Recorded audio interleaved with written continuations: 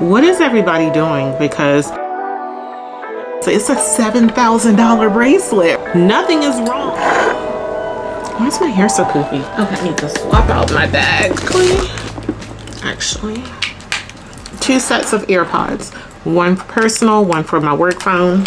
If you don't have 2 sets of AirPods, what are you doing with your life? You need to start carrying. Okay, so I have my love bracelets. I started carrying the little screwdriver with me just in case, because let me tell you why. Although I don't think this is going to happen to me, it's just like a situation where I can do a mini what's in my bag for those of you who care. So 2 sets of AirPods, again, one for work, one for personal. These are like the AirPods. I think these are the 2. This is the 4 with the noise cancellation. I really like them. Hand sanitizer, screwdriver. Get back into that story in a second. Mini pochette, which just has some makeup items. Cream, lipstick, mirror, a charger cable, lip balm, toothpicks, and like some contacts. Can y'all see that? Card holder. These are the wired Apple headphones. I used to use those for my work phone before so I need to put them back inside my backpack for work, but they've just been living in my purse. Sunglasses, tortoise print, of course, my favorite. You know, like, do you see the thing? I am a fan of leopard and tortoise print, you guys. Like, see like how it goes to, yeah, you get it. Coin purse. Longchamp, it just has change. I got the key pouch, the small key pouch. What is even in here? Tissue, some cash, and my Starbucks card. Like, Starbucks card. Do y'all remember when they used to give out the gold cards? Still have it. Never getting rid of it. I don't think they even give them anymore. Some cash and some tissues. But I find I also have been using my other key pouch. So I wish there was a size in between these two, because I use this as a key pouch, but it's like when you actually use it with like my car keys, this hangs down so low and like hits my leg and stuff in the car. So I don't really like using this as like for a key. Like, this is too small to hold all my keys, but yet this is too freaking big. So I need a size in between, just something slightly small, like slightly bigger than this, but definitely a little smaller. So can we get, like, if this is the original, can we get like an extra small then? If this is considered the small, can we get an extra small size, which is just the in-between size? And this can be like a mini. See, I need to put this stuff away. These are like oil wipes because I'm oily. Invisalign case because I'm still in braces after 4 years. Mints. And this for my phone. This little phone. It's like a magnetic phone stand. Hold on, I got it wrong. Do I have it wrong? Yes, I do. So it's just a MagSafe holder stand thing for your phone. So like I use it for like recording things or just sitting the phone up so I can see things. It closes and folds up. So really good. I'll link it. And then I have my work bag, and that's it.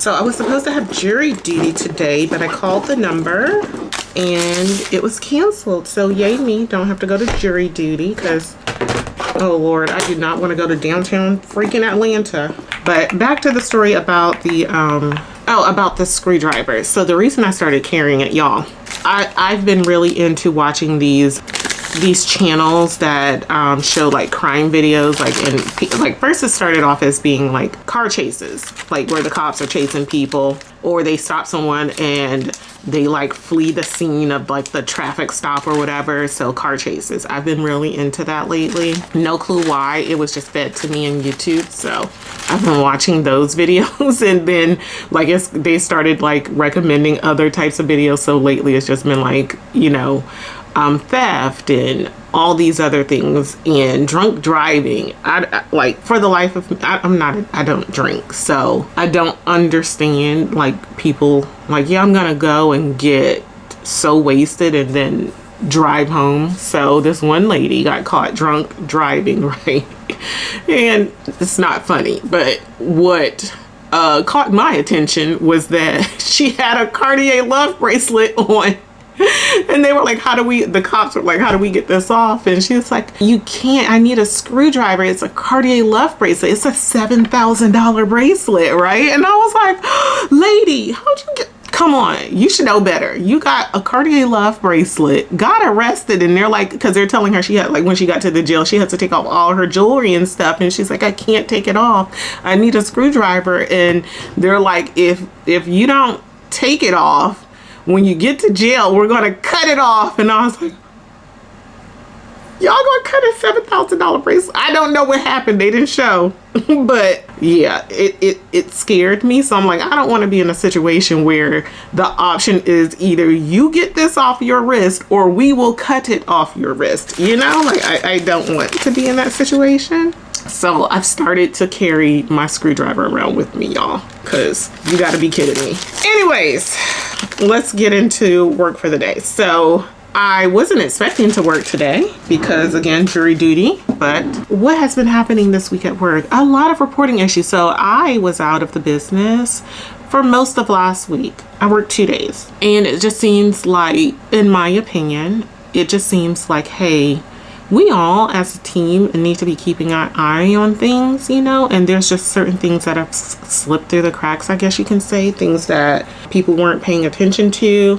So when I came in and I went to do an audit, I'm finding all these issues, and it's just like, what is everybody doing? Because this is not only I feel like this is a team responsibility, not a Nakya responsibility, but it has been like it's a Nakya responsibility, you know, being asked certain questions. I'm just like, why is it being put, like, why is all of this being put on me when should be a question for the entire team, you know? Like, this isn't my responsibility. This is everyone's responsibility. And that's all I'm going to say about that.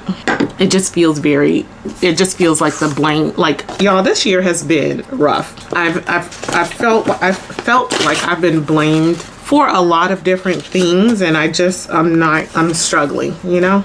We're going to make it. It's going to be okay. I'm going to be okay. What I need to do is, so my finance person, you know, love him. He gave me access to a table. He's like, do you want to walk through this table? And I'm like, I think he may have asked me because we're working on a project together with a vendor, and they seem to not understand. And I don't know if I understand because I am used to how he does his work, because I've been working with him on projects for like the last almost 2 years. It's been like a year and a half. So almost 2 years I've been working on projects with him. So I kind of understand how he has his tables laid out, what these different numbers mean. Like, I can figure it out. You know, there were only 2 columns in his table that I didn't necessarily understand because I've never seen it in any of his other work before or anything that he's provided me with in the past. So I did ask for clarification for that. And he said, like, one of the columns, he says it's not applicable to like my channel, because he does work, like, he's in finance, so he does work for multiple channels in the business. So he's like, that column I use for another channel, so it's not anything specific to you, so that's why you haven't seen it before. And then the other columns in there, he says that I don't use that all the time, but everything else is pretty laid out. Like, he has each of the metric, like he has the table laid out with the employee information, the sales information, the dates, the data was updated, the data is through, just general things that you would have laid out in like a tabular format for a table in a database. He had the numerator denominator for all of the metrics, so if I needed to calculate anything a specific way, like, because it's going down to the employee level, if I needed to calculate it at a different level, I would be able to do so because I have the numerator and denominator. So again, a lot of the stuff in this table is pretty self-explanatory. I understand it, but again, I have been working with him on projects and getting data from him for a lot of different things, so this just makes sense. It's just that one of the things that he's producing for us, I'm like, hey, I'm trying to get this data. It was just such a large, I was trying to get some data from a Tableau dashboard that he has, because I'm not going to repeat like work if I don't have to, and all I'm doing is taking his numbers and putting it in a deck, so I would just go to his dashboard and get it. So this specific tab on the dashboard was taking forever to download, and I didn't understand why. And he's like, oh, there's a lot of data on that tab, so he's like, let me just give you the table access and you can run your numbers from there. So yay for me.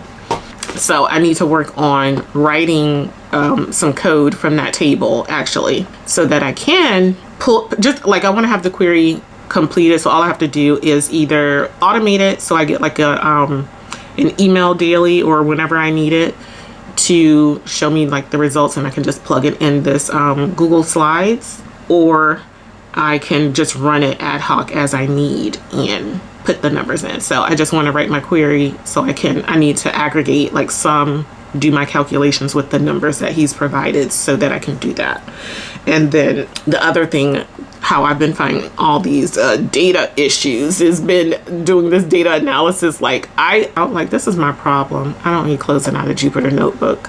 So yeah, I need to look at August month-to-date performance to see where we're at, see how employees are performing, see if these numbers are where they should be, you know, because that's another thing. Like, it seems like stakeholders don't want to be responsible for their own projects and work. Like, what's the point? Like, honestly, for anyone for anyone under the data science umbrella, please help me understand. What's the point of, like, if you're building dashboards and things to automate work, what's the point of building it if your stakeholders aren't going to use it and then blame you when the numbers and stuff are wrong? Like, I'm not checking your dashboard every day. I'm not checking your results every day. Once it's set up in a way that we agreed upon, like this is what you want, and it's automated, I'm not checking it unless there's a failure, my password is expired and I get an email that I need to update it, or you let me know something has changed or needs to change, you know? Otherwise, the assumption in the business is that, or the assumption for us is that nothing is wrong. Like, if nothing failed, you're not telling me something looks wrong. The assumption is everything's fine. Everything is fine. So that's the purpose of things being automated. I don't have to worry about it because we've gone through the process of getting requirements, building dashboards, getting sign off. It's your responsibility as a stakeholder to take it on from there, right? You have to do your due diligence and make sure that these numbers look right. And if you're not, then like you can't put the blame on the person that built the dashboard, because there's, at least for me, in all the teams I've been on, there's been no expectation that in addition to building these dashboards and things, that we also have a responsibility to check and make sure these numbers are right. What? Like, no.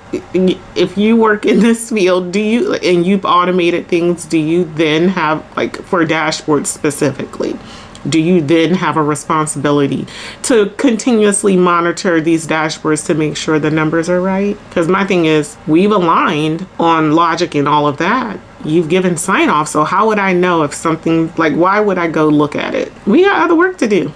Okay, I'm rambling. I'm going on a tangent. What I do need to do is the things that I am responsible for looking at on a daily basis, which are the employee results that fall under our umbrella. So yeah, let's look at that. And then we have okay, so as far as meetings today, we have our scrum in about 20 minutes. We have a call with finance. I never go to this call at 1 o'clock. And then we have a call with this vendor on that project, with the vendor again. I was talking to someone on my team about, because we had a call with them yesterday, and I was very confused. Like, they're asking us for things that we're telling them that we're not doing it that way. Like, the way we're sending them the data, everything's already calculated. Like, I got a little worried. I didn't want to say anything, but I'm like, we're providing you with data. They're like, okay, so when you guys are sending this, because we've already started to send them data, they're like, when you're sending us this daily file, do we only need to update certain rows, or do we need to update everything every day? And we're like, these are monthly numbers. Why do you think you need to update specific rows? Like, what? Like, it's not like we're sending them daily records. Like, that would make sense. Like, if I send you a record and it has the date of August 1st, the next day I send you and it has a record for August 2nd. That makes sense. But I'm like, did y'all look at the file? Because the records show month, August, data updated, and it has the date we refresh the data. So I'm like, why do you think like the data, the month for the data is August, and we're saying the last time we refreshed this, like, is it me? Like, is that complicated? Because I feel like it's self-explanatory, and they're like, do we need, I'm like, we're not sending you like daily records though. We're sending you monthly records. So we're refreshing the entire month's results when we send you this file over, but we're just telling you the date that we did it. We've had this conversation with them as well. So I'm a little concerned there. Yeah. Okay though. All right. Yeah. Let me go ahead, and I need to, again, write this code, look at employee performance August month to date, and see if it aligns. Like I just do a stare and compare. I look at the employee's performance, I compare it to market performance, the business performance, that kind of thing, and just make sure we're good there. And like those are just like my daily random checks in the morning to see, okay, how did we do yesterday? You know, what is performance looking like? Are we good? And if not, what do we need to change? That kind of thing. Let's get into that. Oh, and coffee of the day. We have a hot coffee. Okay, let's get on our call.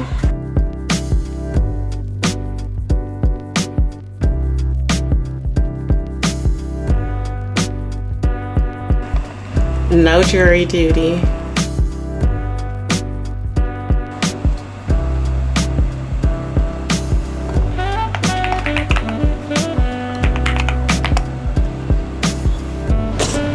Late to a call. Pretty much. Why do we need modeling for? Didn't we have this discussion before that we didn't? And I have a question. Why do we have all these?